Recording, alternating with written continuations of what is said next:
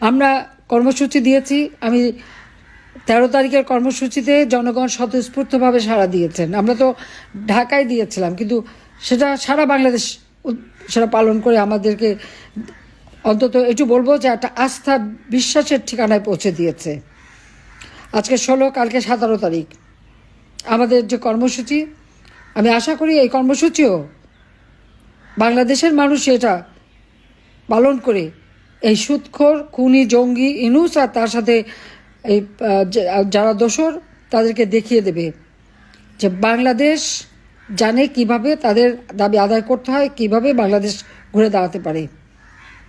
অন্যায় অবিচার যারা করে তাদের বিচার একদিন বাংলার মাটিতে জনগণই করবে। কাজে আমি সবাইকে বলবো যে কোনো ঘাবড়ানোর কিছু নেই, বেঁচে তো আছি, বেঁচে থাকবো, দেশের মানুষের কল্যাণ আবার করব, আর এই অপরাধীদের বিচার ইনশাল্লাহ বাংলার মাটিতেই করব। আওয়ামী লীগকে রাজনীতি করতে দেবে না, আওয়ামী লীগকে নিষিদ্ধ ঘোষণা করে, আওয়ামী লীগকে নির্বাচন করতে দেবে না, আওয়ামী লীগের নেতা কর্মীদের উপর জুলুম করে এই দলটাকে শেষ করতে চায়। এদের এত সোজা না। মাটি ও মানুষের থেকে গড়ে উঠেছে এই আওয়ামী লীগ, কোনো অবৈধভাবে ক্ষমতা দখলকারীর পকেট থেকে গড়ে ওঠা না। এই জন্য আওয়ামী লীগের ভিত্তিটা অনেক শক্ত, শিকড় অনেক দূরে প্রথিত। এটা উপড়ে ফেলা তো সহজ নয়। কিন্তু আজকে যেভাবে আমাদের নেতাকর্মীরা নির্যাতিত হচ্ছে, বাচ্চারা স্কুলে যেতে পারে না, তাদের পড়তে দেয় না, ছাত্রছাত্রীরা পড়াশোনার সুযোগ পাচ্ছে না, এমনকি 32 নম্বরের সামনে গেলে মানুষ ধরে পিটায়। আপনারা কয়েকদিন আগে দেখেছেন সালমা বেগম, একজন ভদ্র মহিলা গেছেন, তাকে সেই এনসিপির এক নেত্রী, ওই মহিলা কিভাবে ভদ্রমহিলাকে পিটাচ্ছে। যারা ঠেকাতে যাচ্ছে ওখানে কিছু লোক ছিল, তারা আবার ঠেকাতে দেবে না। এরা কী ধরনের আচরণ করে? বাবা মা কী শিক্ষা দিয়েছে? এরা কী লেখাপড়া শিখেছে? ওই মেয়েটা নাকি আবার নার্স। তা নার্স মানুষের সেবা করে, নার্স এইভাবে কোনো মানুষকে পিটাতে পারে, এটা তো ভাবাও যায় না। আমি সবাইকে একটা অনুরোধ করব, যারা এখানে শুনছেন, ওই মহিলাটাকে খুঁজে বের করেন তো, যে এরকম একজন ভদ্র মহিলাকে সে প্রকাশ্যে পিটালো কেন 32 নম্বরে গেছে সেই জন্য। এরা চরম অসভ্য, জঙ্গলি। এরা কি শিখেছে? এদের মধ্যে নারীত্ব বলে, মাতৃত্ব বলে বা বোনের কিচ্ছু নেই এদের মধ্যে। এরা যে কী জিনিস আমি সেটা জানি না। আর্থসামাজিকভাবে উন্নতি করে দিয়েছি, কিন্তু আমরা এই না যে এই ধরনের আচরণ করবে, একটা অভদ্র আচরণ করবে, এরকম জঙ্গির মতো আচরণ করবে। লাখো শহীদের রক্তের বিনিময়ে স্বাধীনতা আমরা পেয়েছি। হ্যাঁ, আজকে আমি জানি আমার বিরুদ্ধে মামলা দিয়েছে। আপনারা জানেন যে সেই কোর্টে চিফ প্রসিকিউটর আমার বিরুদ্ধে যে সমস্ত অভিযোগ এনেছে, তা সবই তো মিথ্যা। একটা কোর্টে দাঁড়িয়ে কেউ যদি মিথ্যা অভিযোগ দেয়, তা তার বিরুদ্ধে কিন্তু মামলা হয় এবং একসময় হবে। তবে এই কোর্টটাও তো অবৈধ, কারণ 1973 সালে পার্লামেন্টে আইন পাশ করে যুদ্ধ অপরাধীদের বিচারের জন্য এটা করা হয়েছিল। এখানে কিন্তু স্পষ্ট লেখা আছে যুদ্ধ অপরাধীদের বিচার হবে, এবং এই আইনের 11(4) অনুচ্ছেদে স্পষ্ট বলাই আছে কিভাবে এই কোর্ট গঠিত হবে, চিফ প্রসিকিউটর থেকে শুরু করে কারা কী হবে, সব কিন্তু নির্দেশিকা দেওয়া আছে। কিন্তু এরা কিছুই মানেনি। ইউনূস অবৈধভাবে অসাংবিধানিকভাবে ক্ষমতা দখল করেছে।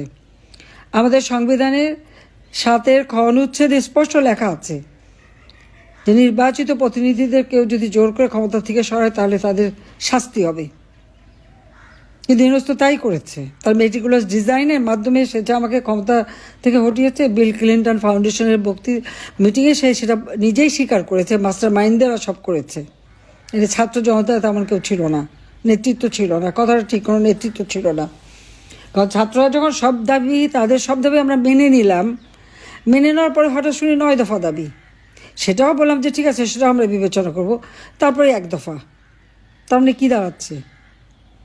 দেশে একটা অরাজকতা পরিস্থিতি, আর্থসামাজিক উন্নয়নটাকে ধ্বংস করে দেওয়া এবং দেশটাকে ধ্বংসের দিকে নিয়ে যাওয়া, সেটাই নিয়ে যাচ্ছে। আর যত হত্যা মামলা সব আওয়ামী লীগের বিরুদ্ধে, কিন্তু খুন করেছে তো ইউনূস এবং তার ওই বাহিনী, জামাত, শিবির, বিএনপি, এনসিপি, এরা মিলেই তো হত্যা করেছে, তো স্পষ্ট, এবং তারা সেটা নিজেরা স্বীকার করেছে। যেখানে এনসিপির নেতারাই স্বীকার করছে যে পুলিশ হত্যা করেছে, মেট্রো রেলে আগুন দিয়েছে, বিটিভিতে আগুন দিয়েছে, সড়ক ভবনে আগুন দিয়েছে, সেখানে চিফ প্রসিকিউটর করে দাঁড়িয়ে বলে সব অগ্নিসন্ত্রাস সব কিছু নাকি আমি করিয়েছি। কারণ এগুলি তো রেকর্ডেড। তবে সাক্ষীরা কি বলেছে সেটা কিন্তু সরাসরি শোনায় নাই, কারণ সাক্ষীটা বোধহয় তাদের এত শেখানো পড়ানোর পরেও মন মতো হয় নাই। আবু সাইদের বাবা নিজেই বলে দিয়েছেন যে তার ছেলের মাথার পিছনে গুলি লেগেছে, কিন্তু সারা বিশ্ব জানে আবু সাইদ বুক পেতে দিয়ে গুলি নিয়েছে, কিন্তু সেখানে পুলিশ কোনো মেটাল বুলেট ব্যবহার করেনি, রাবার বুলেট ব্যবহার করেছে। কিন্তু তার পোস্টমর্টমে আছে তার শরীরের ভিতরে যে সমস্ত আঘাতের চিহ্ন, একটা গুলি খাওয়া মানুষের শরীরে তো ওই আঘাত হয় না কখনো। তারপরে নাড়িভুড়িও ছিঁড়ে যাবে না, লাংসেও আঘাত, রক্ত জমা বা পানি জমবে না, বা তার নাক দিয়ে পানি রক্ত বেরোবে না। পোস্টমর্টমটা খুব ভালোভাবে যদি কেউ দেখেন দেখবেন সেখানে কি আছে। অথচ এই অপবাদগুলি তারা দিয়ে যাচ্ছে সারা বিশ্বব্যাপী। মানবতা বিরোধী নাকি কাজ করেছে। আমি যেখানে 10 লক্ষ রোহিঙ্গাকে স্থান দিলাম, তারা নির্যাতিত ছিল, 71 সালের কথা মনে করেই তাদেরকে আমি এখানে স্থান দিলাম। এর থেকে মানবতার কাজ আর কি হতে পারে? 2024 সালের 15ই জুলাই থেকে যারা একের পর এক পুলিশ হত্যা, আওয়ামী লীগ নেতাকর্মী, যুবলীগ তাদেরকে হত্যা করে পা বেঁধে ঝুলানো, আইনজীবী,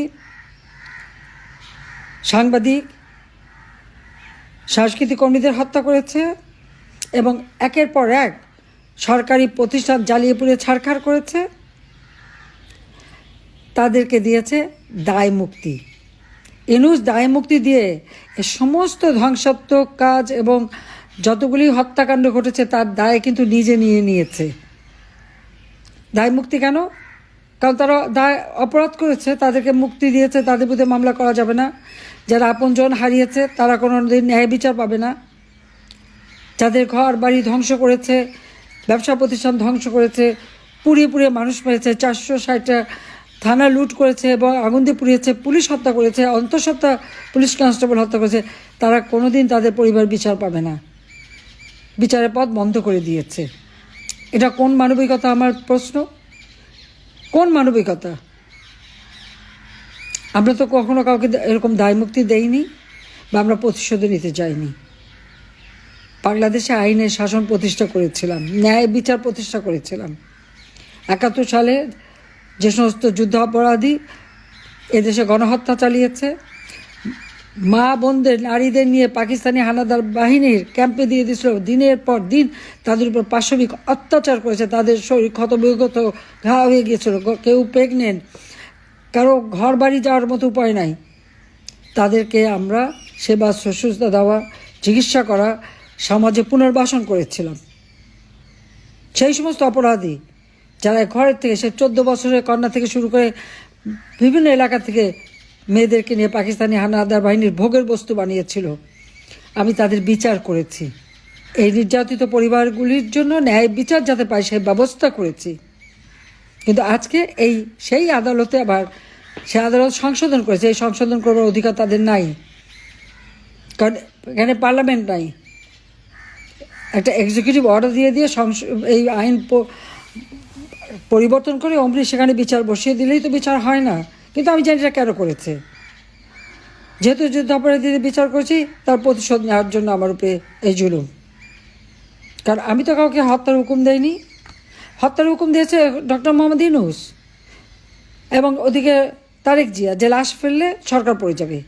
গোপালগঞ্জে যেভাবে আর্মি যে গুলি করে হত্যা করেছে, এই হুকুম কে দিয়েছে? এটা তো ডক্টর ইউনূসই করেছে। ইউনূসই তো অর্ডার দিয়েছে গুলি করে তার লোকদের বাঁচানোর জন্য। সেই জন্য সেনাবাহিনী সাজোয়া বাহিনী নিয়ে গেল, তাদেরকে রক্ষা করতে যেয়ে সরাসরি গুলি করে 5টা মানুষকে হত্যা করেছে। প্রায় কয়েকশো নেতাকর্মীকে তাদের উপর হামলা, স্থানীয় সাধারণ জনগণ, কোনো রাজনীতিও করে না, তারাও গুলিবিদ্ধ। আবার যারা গুলিবিদ্ধ তাদের বিরুদ্ধে মামলা, প্রত্যেকের বিরুদ্ধে মামলা দিয়ে দিল। আর যারা নির্যাতিত তাদের বিরুদ্ধে মামলা, নির্যাতনকারীরা তারা হিরো। জুলাই হিরো, খুনি, হত্যাকারী, অগ্নিসংযোগকারী, ধ্বংসাত্মক কাজে লিপ্ত, তারা হয়ে গেল জুলাই হিরো। 15 জুলাই থেকে যতগুলি ঘটনা ঘটেছে, আমরা তো প্রত্যেকটা আহত তাদেরকে আমরা চিকিৎসার ব্যবস্থা করেছি, আমি করেছি, চিকিৎসা দিয়েছি, আমি নগদ টাকা দিয়েছি, সাহায্য করেছি।